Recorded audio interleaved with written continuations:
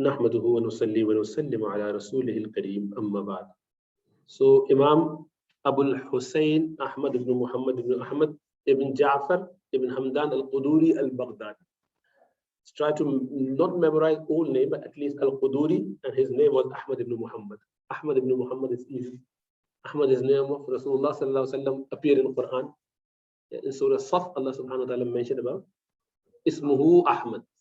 To send you a prophet afterwards. Sayyidina Isa alayhi salam is telling the people his name would be Ahmad. So Allah mentioned Rasulullah sallallahu alaihi wasallam's name according to Bible as Ahmad, and Muhammad is the name also given to Rasulullah sallallahu alaihi wasallam by Abdul Muttalib, his grandfather. Sayyidah Amina, mother, she gave the name Ahmad. So both names are of Rasulullah sallallahu alaihi wasallam. So his name is Ahmad ibn Muhammad. So means his father was Muhammad and his name was Ahmad. So he was born in 362. As I said, one of the highly acclaimed scholar in Hanafi fiqh. His text is considered to be the masterpiece, which is being commented over by many scholars. So the main Hanafi text, which is for like scholarly level, Al-Hidayah, the book called Al-Hidayah, which is actually a commentary of this book, written in long, big volumes, a lot of details. So here, Imam Sahib just would go through all the basic essentials that every Muslim needs to know. Although this book has got a lot more detail than perhaps a normal Muslim would know these days, or would need to know these days. But in traditional world, this is for common men. People who just read and understand it, the manual. Since we've become so weak and limited understanding with many things, we can't access those books. So inshallah ta'ala, as you recall, that we started off with the Kitab-ul-Buyoo. Kitab-ul-Buyoo is the transaction, and the transaction is extremely important. We started it off a couple of weeks ago. Now we just have a quick recap and move on from now on a little bit steadily, inshallah ta'ala. Okay. So how does the transaction take place? A sale happen. So the two aspects to it. One is called ijab, second is qabul. Who can do ijab? The seller or the buyer? Anyone. Okay, anyone. So I may just go and see something and say, I want to buy it. So I'm the one proposing. The proposal, ijab is proposal, the one who proposes. And ijab is the action of proposal, so proposal itself. And the one who accepts it is the qabul. So it could be either way. As in nikah, men or women, anyone can propose, anyone can accept. The other party has to accept it. So ijab is, so I say, I want to buy this, other one say, okay, for that amount of money. Or I want to sell it, and you say, okay, for that amount of money. And all the conditions must be fulfilled. And it is tamliku shay bi shay. The bay' is making someone else malik of something. So I was owner of this thing, I want you to be owner of that. And we agree on this with something in return. So that could be whatever price that is, we come to that. So bit-ta'adi has to be with pleasure, with acceptance, with from the depth of your heart. You're doing it with free will. You're happy to do it, not on gunpoint.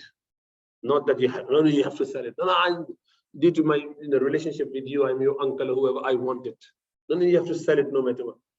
If the person who you are dealing with is not happy with that internally, and you just force him to do it, that is not considered bay', and it is not okay. Because in Islam, you cannot take anyone else's money or whatever without their consent. There has to be, free consent. So what is tamlik? Making someone else malik of something, making someone else the owner of that thing that belongs to you. That we mentioned about this before. So there's al-ain, means the actual sense, or the manfa'. You can have a thing that I can sell you, or I can have a thing that I do not want to sell you, rather you can have the benefit of that. I may be dealing with the benefit of that particular thing. So we come to the example. So if I'm selling a thing to you and I'm taking something in, as a payback. So I give you my mobile phone and you give me some cash. Or I give you my mobile phone, you give me your watch, or another mobile, or something. So even, a car, for example. and you give me something in return, that is called the iwad, means there is some sort of compensation, some payback or some return. That is called bay'a. So whatever, I'm making you malik of something and you're giving me something in place of that. Okay. And if I do it without, I'm giving it to you and I don't want anything back. I'm making you malik of my car or my mobile phone without anything. That's a gift. It's called hiba in Arabic. Hiba. Okay. So first one is bay, second one is hiba. So I'm not selling you my stuff, or I'm not even giving you my stuff, but rather that thing you can benefit from. So this is my car, have it for a week, 10 days, 2 weeks, in return of some money or without. If it is without any return, anything, I don't want anything from it, then that is called ariya. Ariya means you can benefit from it and return it back to you. Udhar भी नहीं कहना चाहिए, क्या कहने वक्ती तौर पर किसी को दे देते हैं, कोई चीज हम देते ना, माऊन. You take my thing, have benefit and return it back. It's called ariya in Arabic, ariya. And if I want something in return, that's called ijara. Ijara lease.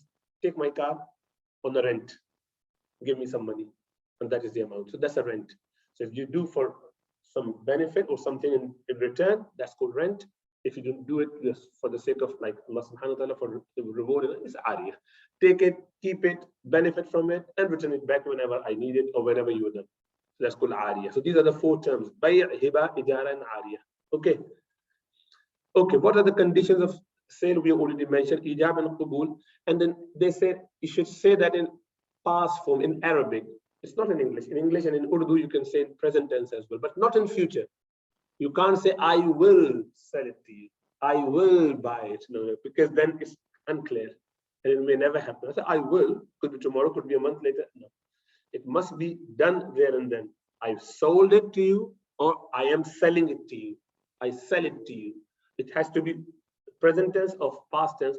In Arabic, only past tense, because present tense has the term called mudari, which includes future as well. So it could be the person will say, but you said I'm selling it to you. No, I said I meant I will sell it to you, because that could mean in Arabic. So that's why they say use the past tense, not the present tense. Okay. Whenever you're selling something, the person, until and unless the contract has happened, so I say I am selling it to you, and you haven't even accepted yet, I have a choice to take it back. I say, oh, you know what? Before you say okay or I accept it, I say I'm not selling you. I have got that, choice. I can do that. That's called khiyar. Khiyar means a choice. So I have a choice to immediately take my word back before you accept it. If I said I am selling it to you and you said I accept it, if you said it, then I can't take it back. No, I'm not selling it. No, you can't do that. That thing is done. Oh, I kill it. No, you can't do that. Likewise, if I say that I'm selling it to you, you accepted it, then you say, I accept it, but I don't want to accept it now. No, you have said it, it's done. Okay. So the choice then you have is 2 mainly, and the third one as well. So one is, if you have not seen that thing, it's called khiyari ru'ya. You haven't seen that thing. You bought it from me, trusting that will be fine, and that was perhaps fine. But from my standard, maybe your standard was different. In your mind was something different. So you didn't see it.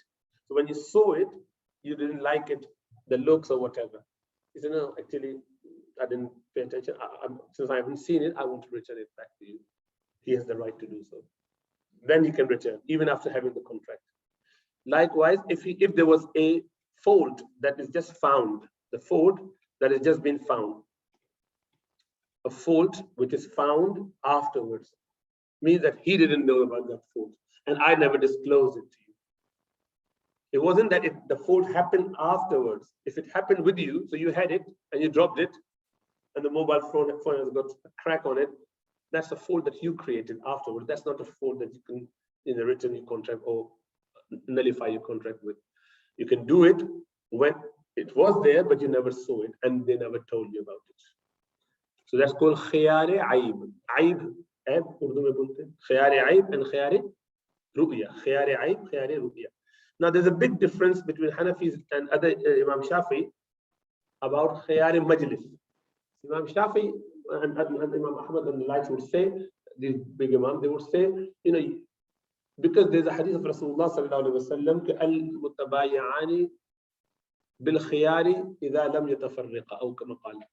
Whenever, until those two dealing party, the contractors, the two parties on the contract, as long as they are within the majlis, they have the right to annul it or nullify it or just take it back.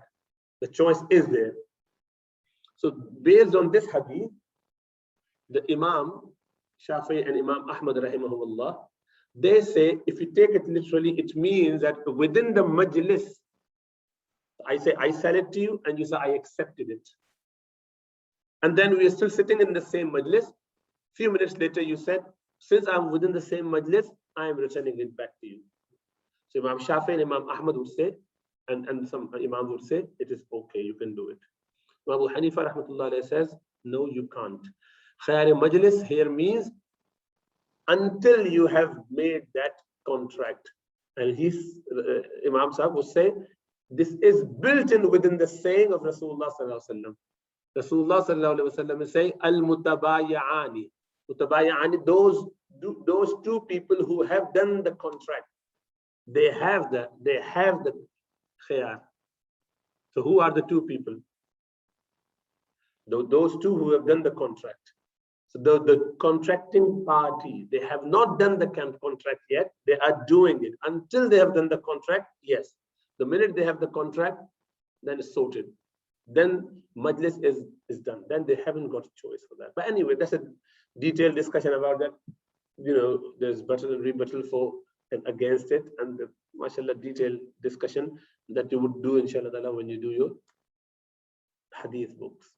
So when those hadiths come up, and then all the detailed analysis of that come, inshallah, you don't need to do that. But anyway, for us, as long as you have done the contract is done. You do not have a choice to return it back or move away from that. Same situation, same place, and on the same topic. While you are in that situation, you can just make it or not. So this is majlis al-aqd. When that happened, then you moved on. So there are two other, as I said, khiyar. One is khiyar aib, we already mentioned, and other is khiyar ru'ya. There's another khiyar, another is khiyar shar. Khiyar shar, a condition, choice of a condition. I may say, Ismail, yes, you're selling me this car and I'm not quite versed in cars. I don't know, it may be good, it may not be. So let me just take your car, and I would have, I would speak to someone. I would show it to my, person in the showroom, whoever I know, my friend is a, mechanic, and I want to show him. And you agree with that, that's fine. So since I pose that condition in there, I put that condition and you accepted it, that's fine as well. So please give me a few days. I said, that's fine. You've got until tomorrow or until Friday or whatever. So I'll go 5 days, whatever time did you agree. So if you have given that, ideally 3 days, So you can say that, I would just want to, in Hanafis, it is actually 3 days. So just for 3 days, I would just go work it out if it is worthy or not. And likewise, I can say, yes, you want this, I can sell it to you, but is it really £500 worth? Maybe 600, I'm not too sure. Can I check it? It's fine. Give me 3 days. You have it, but I would confirm in 3 days. That's fine. So we can have that condition as long as the condition is not in contradiction to the actual contract itself. So the condition is, what? I would just take your car and then drive it to Birmingham at a speed of 90 miles an hour, and I will see if it works. That's completely crazy. You can't benefit from someone else's car and then say, oh, I'm returning it back to you. Afterwards. Yeah, very good point. So if there was a damage caused by the person, so the two things. So the question is this thing, there is a concept. If this was, a trust given to you and you kept it with you with every possible care that you could provide to that thing, means you looked after that very well without any issue, and so then you haven't got the amount. So there is a difference of opinion on this, again between the Imam and within the school itself, that would the person be responsible or liable for the mistakes he made. So they would say, ideally, if the person made a mistake, it's like known that I did it. Means I had that car and I put it outside on the main street, without taking care of it. I didn't put it in my garage. I just, didn't look after it the way I should have done my own thing. Then I'm responsible for that. But I did everything, and then it somehow got some problem, like accident happened, but not because of my problem, but it was just actually I wasn't speeding. I didn't anything wrong. I was just parked on the side. Someone just bumped into me for no reason. So where there's clear cut, no fault of the person, then inshallah is not responsible. But obviously, Qadi would judge on that. So you put your claim, and the Qadi would have a chat about that, and he would identify whether you looked after the thing the way you should have done. If you didn't, then, and that could be a condition put in as well. While we're having the contract, that could be put in the condition. There's a bay' called bay' ta'ati. Bay' ta'ati is what we all do today. In the modern time, this is what we're all doing. That's a concept where you do the transaction without any ijab, without any qabul. So there's one of exception. So this is what you do when you go and get this, crisp packet, and that has got price written on it. You never offered the money. They never offered you the thing. You just picked up, paid the money without saying anything. No ijab, no qabul. You just took the stuff. The way you do the shopping today is called bay' ta'ati. Bay' ta'ati, where you just agree in implied way that whatever I find in the shop with the price written to it, even if it's not written there, you go there, you scan it, the price is there, off you go. Sorted. This is called bay' ta'ati. That's perfectly fine. There's no problem with that. Because this is now standard and people mutually agree on this. Remember, what is the principal problem? What is the main governing point in transaction? That it should not lead to any quarrel, any fight, any argument. Mufdi ila niza. It shouldn't lead to disharmony, discord among people. So anything that would lead to it, Sharia would not allow that. Now, this concept of selling things is perfectly fine because there's no problem with that. The value is written there. Yes, if they say there's this much, the value is written wrong and they're demanding more. That can't be. Then you can't do it. Then you can say, and you have the right anyway. No one questioned that. So, for example, it says 1.39 pound for this, and you took it, and when you were there, the minute you came to the till, they say it's 2 pound. They say, oh no, I thought it was 1.39. Oh, sorry, that was a mistake. Perhaps this changed recently. So I don't want it. That's fine. Yes. So then you have a choice. So then they say, no, it's actually 2 pound. So automatically you will say, okay, do I still need it? You know what? Who's going to come back again? That would be more time consuming and petrol and this and that. Okay, I'm fine with that. So you still take it? That's fine. Still something else.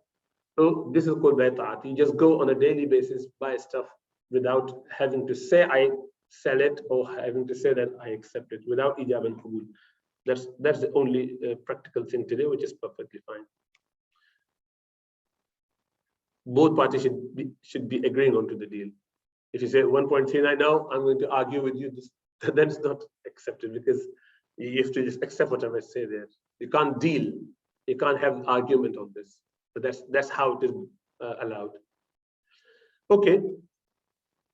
There has to be, the item must be very specific. You can't say, I'm selling you something. So, okay, give me 20 pounds, I will give you something in return. What is that something? You have to say it. If you don't specify that, one of my thing here, I've got plenty of stuff in my shop, I'll give you something for that 20. What is that? You must specify that. You can't keep it, because after a few days, a week, when they say, okay, give me something in return of that 20 pounds, you say, well, I thought I would give you a packet of crisps. So for 20 pounds, are you crazy? Well, I said something, that's something. So you won't accept it. That is why there will be a mufdi ila ifda ila niza. Again, there will be a argument. Sharia doesn't like that. So it has to be very specific. You have to do ta'yin of mabi'a. Mabi'a must be specified. Likewise, dhikr saman. Saman is the value, agreed price. There's two things. One is qima, one is saman, which come in a second. So you say that this is the current value, but I am selling it to you for that. So that is called saman. Saman is the agreed price. So we agreed on this much. So whatever that price is, that must be specified as well. You must agree on the price. You can't sell without a specific. So what is qima and what is saman? So qima is the market value. So this is about 500 pounds, for example, and it is standardized. So how do you know? You just in the modern world, it is the government already set prices for things. Generally, you just go out and you would know. And everyone knows how much a can of Coke would be, for example. Everyone knows that the value roughly. It would be up and down a little bit, but sometimes you go to big shop, very how you call these branded big place, like or you go to the motorway and it's completely outside of the city, and they sell it for double the amount. So that is called saman. That is not a price. The actual price is 1.5 or whatever, £1, but they are selling it for £2, for example. And so that's if you agree on that, that's fine. That's saman. Saman is agreed upon price between us, and could be low, could be high, could be same. Okay, and it could be, so the saman could be, again, doesn't have to be cash, could be anything, could be gold, could be in place of something else, a thing for another thing. Okay, so few other things to be very clear about. Ittihad al-safaqa, we're both talking about the same thing. Whatever transaction is happening, same thing. I'm dealing with you in one transaction and you are dealing about something else as well. Okay, let's do that, and then I'm also having a three-way. Someone else has been involved for my thing, and then in place of that, you just adjust something. No, it has to be specific. A deal has to be specific between the two. We are both talking about the same transaction, same deal. Then muta'aqid, and the two people dealing, the party which is the seller and the buyer, ijab and qabul type, ijab and qabul sides, they both should be aqil, and there has to be, it shouldn't be the same person dealing with the, so there should be ta'addud. There should ta'addud in a sense, one person is dealing with the other person. I can't be selling things to myself. So it wouldn't happen normally, but I could be a wakil, what you call a wakil would be, how do you say wakil? Agent, jazakallah khair. So I'm the agent for you as a seller and agent for you as a buyer. If I'm doing both transactions on my own, I would just be completely at liberty to do whatever I want. So that's not wrong. But that's wrong. Because then who would I favor? I said, whoever I like, I would just deal on your behalf on. So there'd be a problem with that. Because then he wouldn't accept it. He would, he's your man. No, he's your man. Whoever I'm favoring would not be happy with me. So again, it will create more trouble. Aqd, the contract itself must be present. The thing that the contract must happen. It can't be just, it's not happening, it's in air. So all your online stuff, especially the Bitcoin and things like that. Is there any transaction happening? No one knows who is doing ijab, who is doing qabul. Is there a mal? There has to be a valuable stuff. The value has to be the intrinsic value of that thing. There's no intrinsic value to it. No one knows what's the value. Or the saying is something arbitrary. It goes up and down. And it has to be a qima. Qima means the mal, and that it has a value, intrinsic value itself. A thing which has an intrinsic value, a physical being. And the person selling it must have the right to be the owner, the rightful owner. I can't steal something and sell it to you. That's not okay. You can't, if you know that the person has stolen something and selling it to you, you can't buy it, even if it's cheaper and you like it. Because he must be malik of that. And likewise, the person giving me the money, he must be malik of that saman. So you say, I will give it to you. Don't worry, I'm going to go and do this bhatta from the shop. I'm going to rob them and I'll give it to you in a minute. He said, okay, fine, go and rob them and bring it to me. You can't do that. So it has to be that you're malik of that value.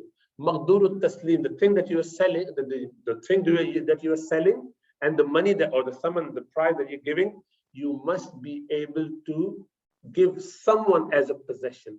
So means you can say that, okay, I am selling you that cow which is in Amazon jungle at this point. Go and find out. You can't do that. It has to be maqdur taslim. Or I'm selling you something which is in the possession of enemy. How would I get it? Well, whenever I've got some money in that bank, which has been like, completely gone. So what's it called? The bank that just got bankrupted recently, 2-3 years ago. September 11, there was a problem. Big few banks that just got completely like, gone out of the way. So I've got money in there. If we get a BCCI or things like that, it has to be something that I can take control of. It should be maqdurun taslimin. It could be submitted to someone else. I can have it, not something in the air. Just no physical existence. And the contract must be in the majlis. With exception, there will come to that, inshallah ta'ala. Okay, few points and we'll finish, inshallah ta'ala. So when you point to something in a contract, ideally you should know the price, the weight, the everything, all the sifat of that stuff should be known. What you are selling. But when you are in a shop, for example, or any place, and you are making this contract, this up, and you say, I am selling you this, and there's a heap of gold, heap of wheat or something in a bag or whatever, openly sitting there, which you can, without any trouble, have a look. You can see it, whatever is being sold, and you do not know how much that is, but you know that big heap. If you could see that, and I say, I am selling you for this for this, and there's about 150, however many, no one knows, but there's a heap of gold sitting there and a heap of wheat sitting there, or silver, or whatever. I said, I'm selling you this for this. You accept? He said, fine. You take this and I take this. He's the owner of that, I'm the owner of that, we just meet. That's fine. Now, here you may argue, we do not know the actual value. If you don't, they don't do it. So it will only be done by the people who know, when they look at that, the hundreds or 100 of different oranges sitting there.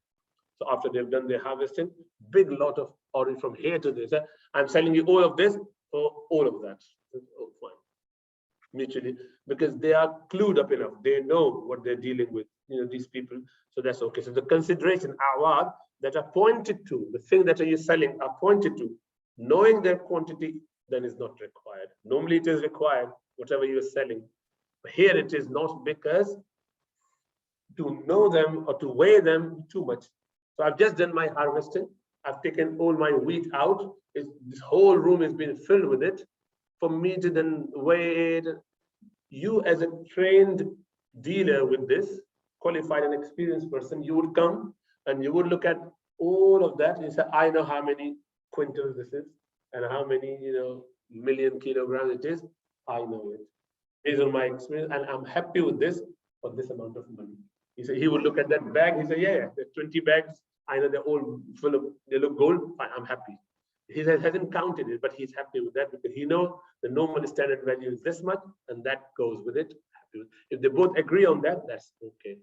Okay, so because here there's no problem. You can see it even if you don't count it. You can see that even if you don't specifically know how much that is. With your experience, Is that okay? Because the bottom line is, I, as the owner of something, am allowed to sell something at my personal choice, however much I claim. You, as the buyer, has free choice to accept or reject. So you should be able to see, no, that's too much, not buying, fine. But when you accept it, you say, oh, I was a bit silly, I didn't know that. That's your choice. Why did you do that? If you didn't, you should have sent someone who is much more seasoned in knowing all that. Generally, otherwise, unspecified prices though. So if you say that I am unspecified price, here means you say, okay, I would give you for this laptop 100 watt. So he would think, because he's buying, he said 100 rupees, I thought. I don't know, I mean 100 pounds. No, that's too old. 100 rupees is fine, or maybe dollar, maybe euros. It was pound. No. So we argue, isn't it?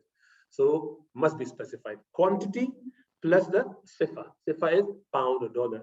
Now, if in any country where there's only one specific price being used, so like the country only runs with dollar, for example, America, then it's fine. Here we had euros for a long time, so euro or pound. So if you just have one set of price or the currency, then that would be taken. If there's more than one, you have to specify, otherwise the contract is null and void. Okay, because it would lead to problem.